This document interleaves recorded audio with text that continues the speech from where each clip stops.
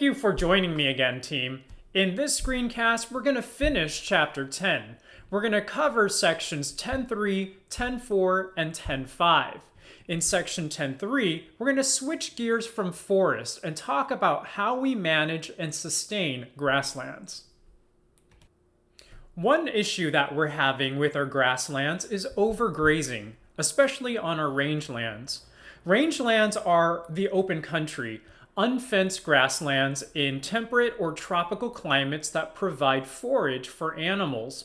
This is typically where people take their livestock out to graze, or where people go to hunt other animals. We also have pastures, and pastures are managed grasslands or fenced-in meadows that people will use to graze their animals as well. Overgrazing our rangelands has a number of negative environmental consequences. It all starts with animals coming in and removing too much grass cover from the land. The soil is exposed, and this soil is more easily eroded by water and wind. The exposed soil also dries out, and as more and more animals trample over it, it gets compacted, making it harder for plants to grow back. And finally, the exposed soil makes it easier for invasive plant species to come in. Oftentimes, these invasive plant species are plants that cattle or other livestock won't eat. In this photograph, you have rangeland on the left side and pasture on the right side. It shows what can happen when you have uncontrolled overgrazing on a rangeland. On the left side, the soil has been eroded, dried, and compacted. As a result, plants have not been able to return or grow back. We call this process desertification, where a grassland becomes more desert-like. There are ways we can use rangelands more sustainably.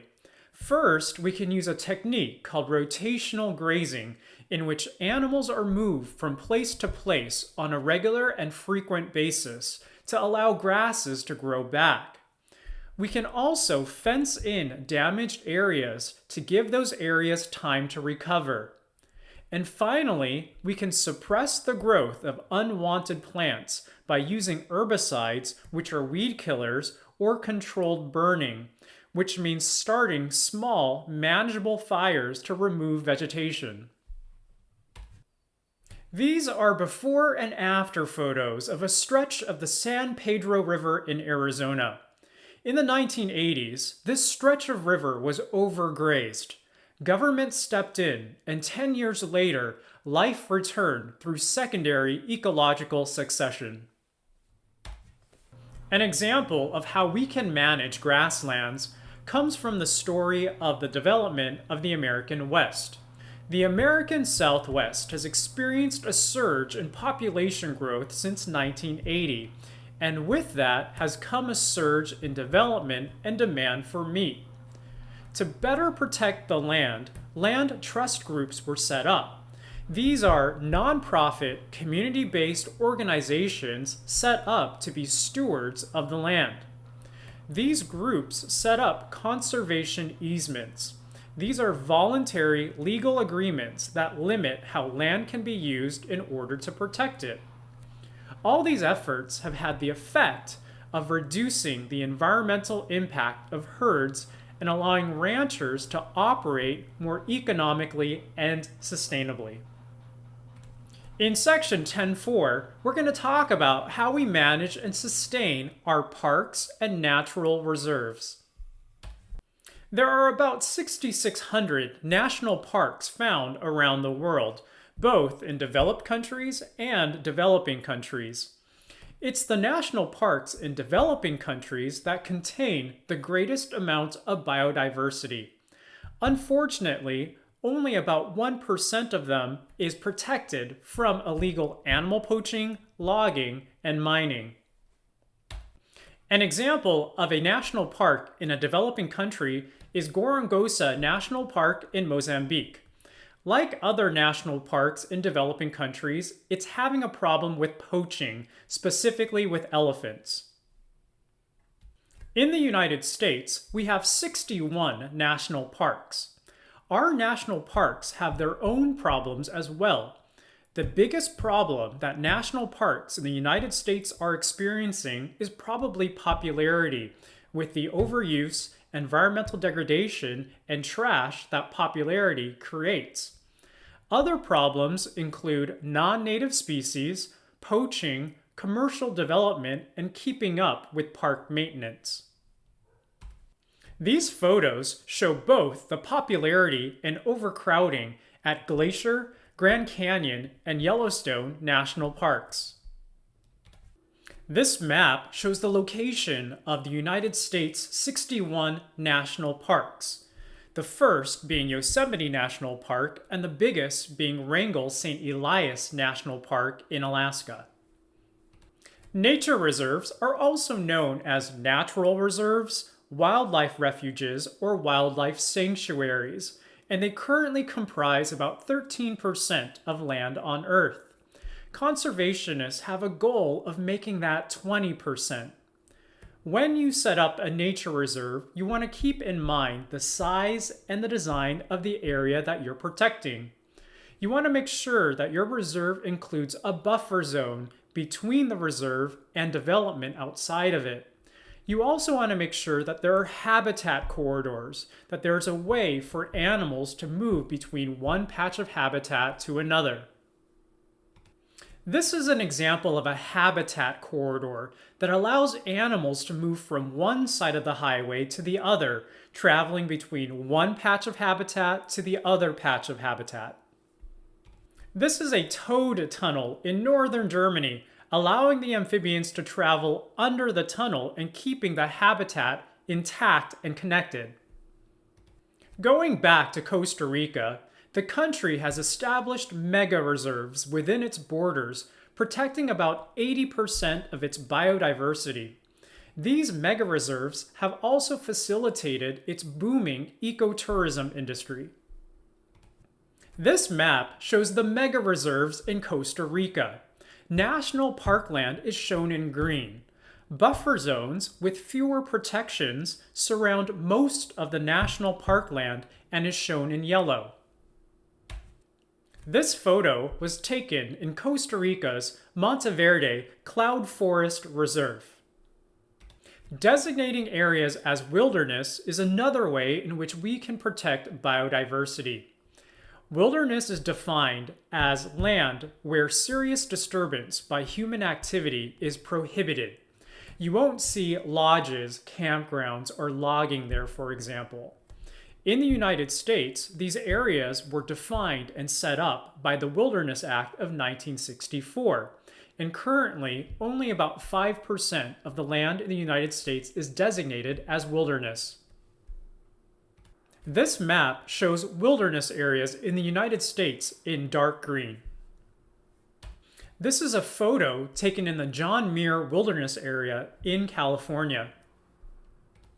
In section 10.5, we're going to talk about the ecosystem approach to sustaining terrestrial biodiversity.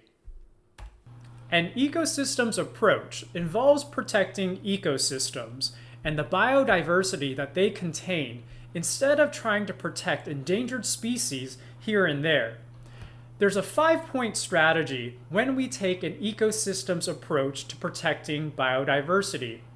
The first step is to map out global ecosystems and identify the species that live within each one. Secondly, we want to identify which ecosystems are resilient and which ones are fragile.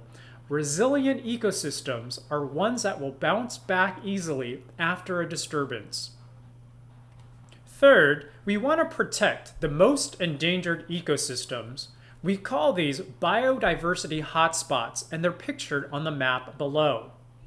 Fourth, we want to restore as many degraded ecosystems as possible. And finally, we want to make sure that development worldwide is biodiversity friendly. An example of a biodiversity hotspot is Madagascar. Madagascar is the world's 4th largest island, and about 90% of the species that live on the island are found there and nowhere else. We use the term endemic to describe these species. In modern times, Madagascar has experienced severe habitat loss and population growth. To make matters worse, only about 3% of land on the island is officially protected. The baobab tree on the left and the lemur on the right are two examples of endemic species found only on Madagascar. Protecting ecosystems has also come to the attention of the United Nations.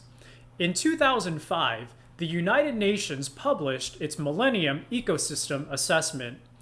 In this report, they found that human activity is degrading or overusing about 60% of the Earth's natural services. The report also calls for highly stressed life raft ecosystems to be identified, protected, and helped. Ecosystem damage can be reversed. We call this process ecological restoration, and it involves renewing or restoring damaged, degraded, or destroyed ecosystems. Some ecosystems cannot be fully restored because they have passed an ecological tipping point. These ecosystems can be rehabilitated instead, where a similar ecosystem is established. In other places, we can build artificial ecosystems.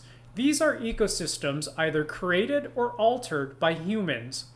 The tropical rainforest at the California Academy of Sciences is an example of this.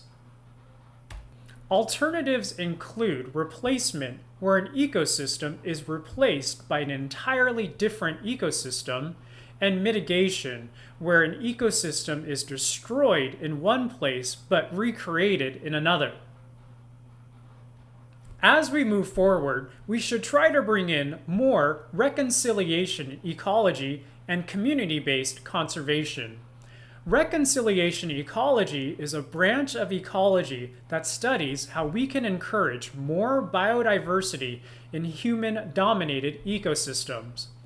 Community-based conservation are grassroots programs designed to help people be better stewards of their environment. An example of community-based conservation are urban beekeeping programs in cities like San Francisco.